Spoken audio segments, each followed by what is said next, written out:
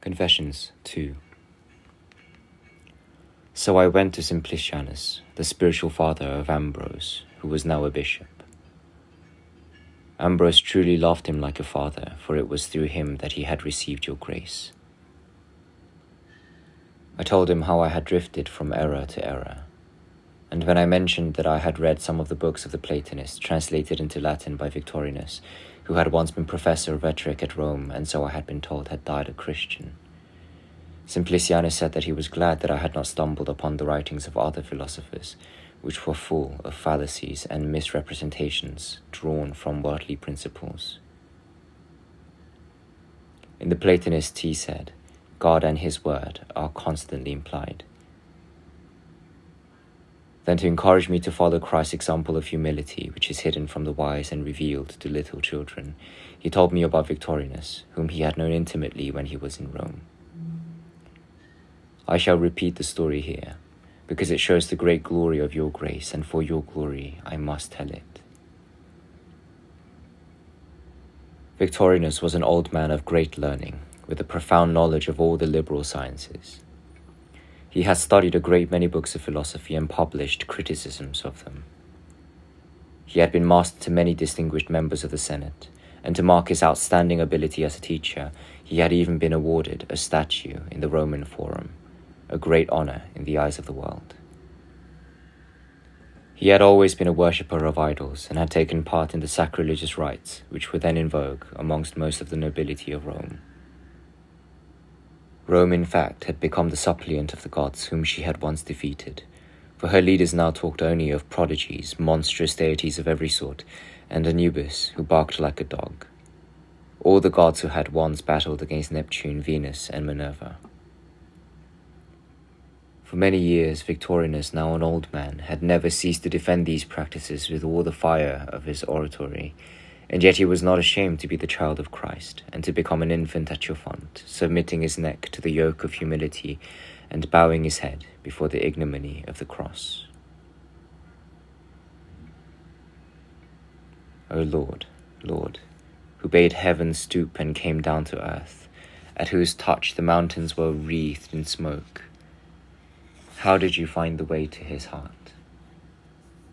He read the Holy Scriptures, so Simplicianus told me, and made the most painstaking and careful study of all Christian literature. Privately, as between friends, though never in public, he used to say to Simplicianus, I want you to know that I am now a Christian. Simplicianus used to reply, I shall not believe it or count you as a Christian until I see you in the Church of Christ.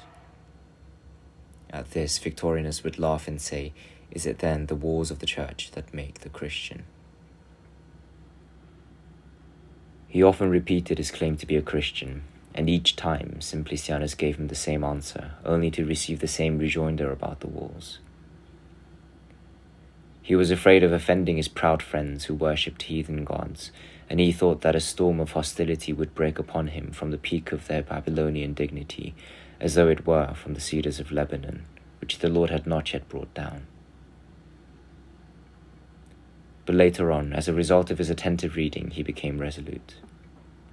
He was seized by the fear that Christ might deny him before the holy angels if he was too faint-hearted to acknowledge Christ before men, and he felt himself guilty of a great crime in being ashamed of the sacraments instituted by your word in his lowly state, whereas he was not ashamed of the impious rites devoted to those proud deities whom his own pride had led him to follow and accept. So he repudiated vanity and turned in shame to the truth. Simplicianus told me that quite unexpectedly and without warning, he said, let us go to the church. I want to be made a Christian.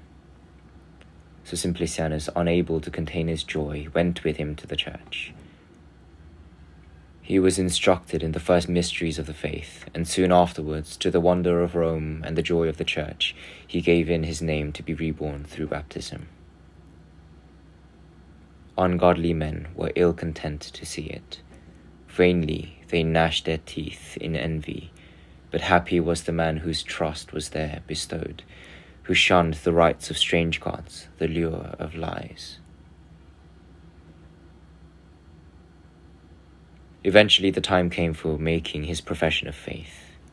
At Rome, those who are about to enter into your grace usually make their profession in a set form of words, which they learn by heart and recite from a raised platform in view of the faithful.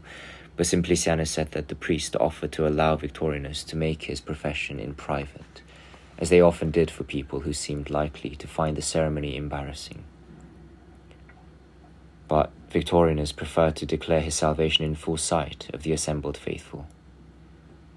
For there was no salvation in the rhetoric which he taught, and yet he had professed it in public. If he was not afraid of uttering his own words before a crowd of madmen, why should he be frightened to name your word before your meek flock? So when he mounted the platform to make his profession, all who knew him joyfully whispered his name to their neighbors. There can have been none who did not know him, and the hushed voices of the whole exultant congregation joined in the murmur, "Victorinus, Victorinus." They were quick to let their joy be heard when they saw him, but just as quickly came a hush as they waited to hear him speak. He made his declaration of the true faith with splendid confidence, and all would gladly have seized him in their arms and clutched him to their hearts. But it was with the arms of love and joy that they seized him and made him their own.